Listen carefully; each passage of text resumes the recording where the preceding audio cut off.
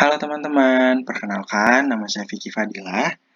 Jadi pada kesempatan video kali ini saya akan menjelaskan dan memaparkan materi yang telah saya buat, yaitu materi yang berjudul peramalan atau forecasting.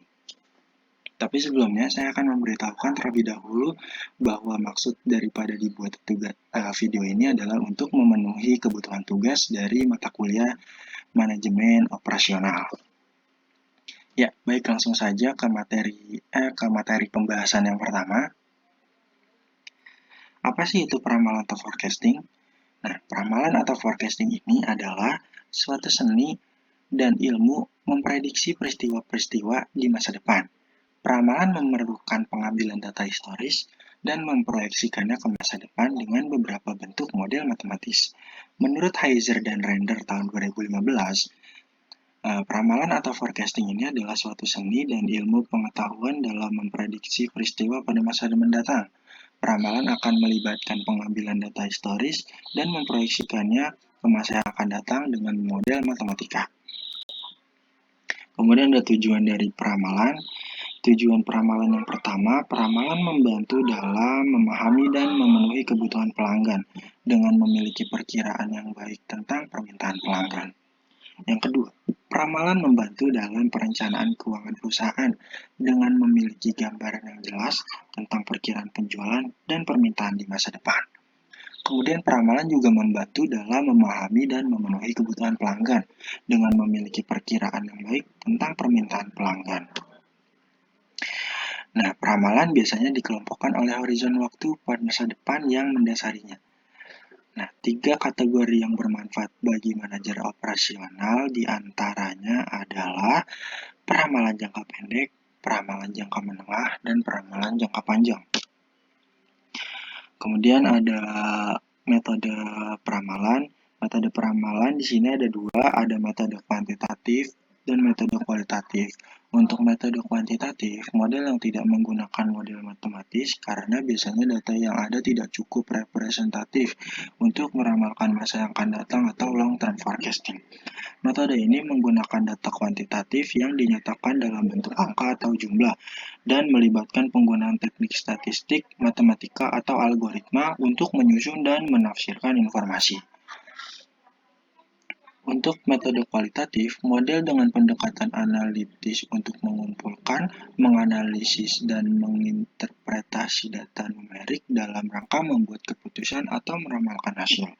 Peramalan kualitatif menggunakan pertimbangan pendapat-pendapat para pakar yang ahli atau expert di bidangnya, sehingga kelebihan dari metode ini adalah biaya yang dikeluarkan relatif lebih murah.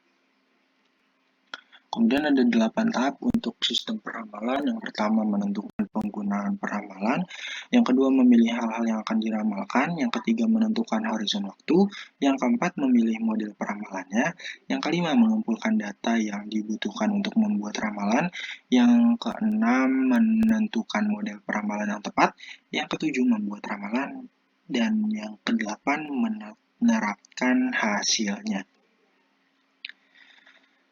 Nah, di sini juga ada metode peramalan time series. Untuk metode time series ini adalah suatu pendekatan untuk meramalkan nilai-nilai di masa depan berdasarkan data historis waktu sebelumnya. Metode time series memerhatikan pola-pola yang mungkin ada dalam data waktu untuk membuat prediksi tentang nilai di masa mendatang. Berikut adalah beberapa metode umum yang digunakan untuk peramalan time series. Yang pertama ada metode rata-rata bergerak atau moving average, yang kedua ada metode exponential smoothing atau exponential smoothing, yang ketiga ada regresi waktu atau time series regression. Dan ini ada soal sederhana tentang moving average. Saya bacakan soalnya. Erlangga memiliki data penjualan bulanan sebuah produk selama 12 bulan sebagai berikut. Nah, kalian bisa lihat sendiri hasil-hasil penjualannya dari bulan 1 sampai bulan ke-12. Kemudian, hitunglah rata-rata bergerak sederhana untuk periode 3 bulan. Nah, jadi untuk menjawab soal tadi, kita harus yang pertama itu menghitung rata-rata bulanannya. Nah, tadi kan ada rata-rata ada hasil dari bulan 1 sampai 12. Nah, itu kita jumlahkan terlebih dahulu dari bulan 1 sampai ke bulan 12. Kemudian dibagi 12. Nah, yang di sini kita dapatkan hasilnya sebesar 241,67. Kemudian kita menghitung rata-rata bergerak sederhana periode 3 bulan. Kita ambil data hasil penjualan bulan pertama sampai bulan ketiga. Kita jumlahkan, kemudian kita bagi 3 yang hasilnya 165 itu untuk hasil peramalan di bulan ketiga. Nah, untuk bulan keempat, kita ambil hasil data di bulan kedua sampai di bulan keempat. Hasil datanya kita jumlahkan, kemudian kita bagi 3 juga, yang kemudian didapatkan hasil sebesar 181,67 untuk peramalan di bulan keempat. Nah, jika teman-teman masih penasaran dengan hasil-hasil selanjutnya, silahkan dihitung sendiri. Saya menjelaskan hanya untuk perhitungan di bulan keempat. Jadi itu saja mungkin yang bisa saya sampaikan. Kurang lebihnya mohon maaf, karena memang banyak kurangnya mungkin dari penjelasan saya. Terima kasih. Wassalamualaikum warahmatullahi wabarakatuh.